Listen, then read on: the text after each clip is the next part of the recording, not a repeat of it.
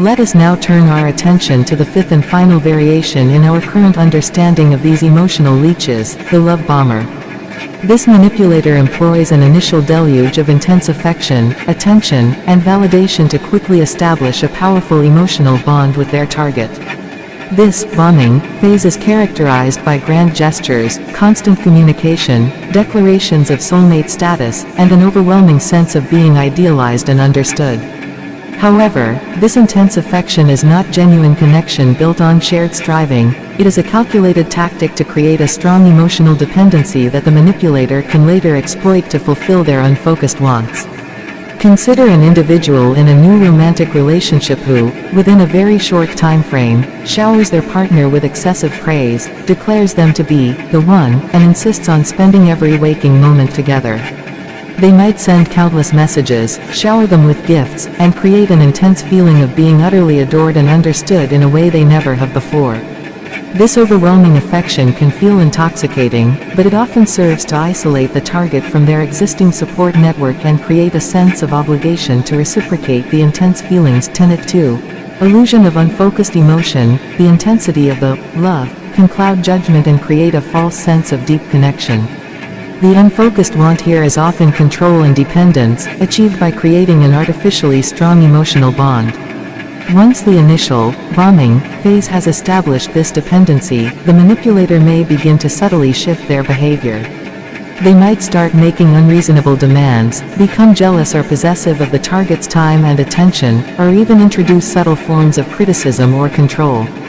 Because the target has been conditioned to associate the relationship with intense positive emotions and fears losing that connection, they may be more willing to overlook red flags and concede to the manipulator's desires. Tenet IV. Sovereignty of choice. The fear of losing the love can erode self-determination.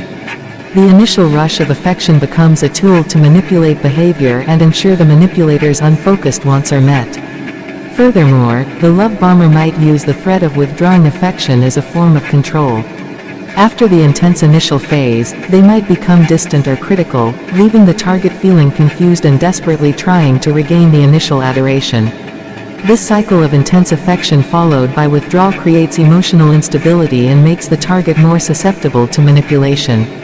The underlying unfocused want is often to maintain control in the relationship and ensure their needs are prioritized above all else. Tenet V.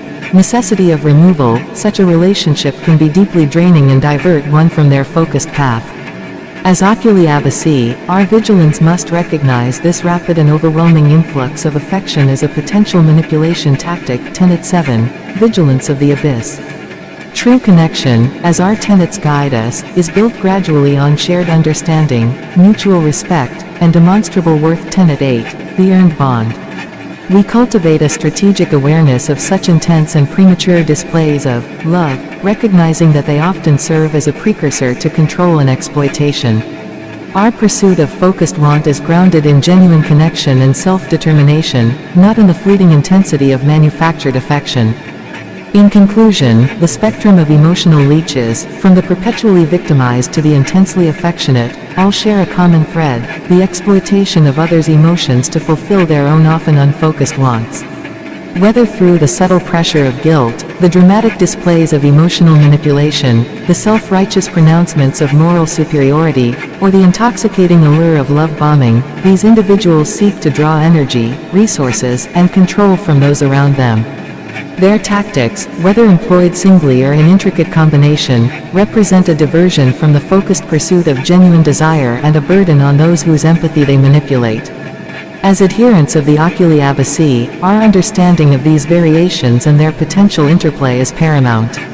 It fuels our vigilance, strengthens our strategic indifference, and fortifies our commitment to our individual and collective paths of focused want, unburdened by the draining influence of those who seek to weaponize the very fabric of human connection.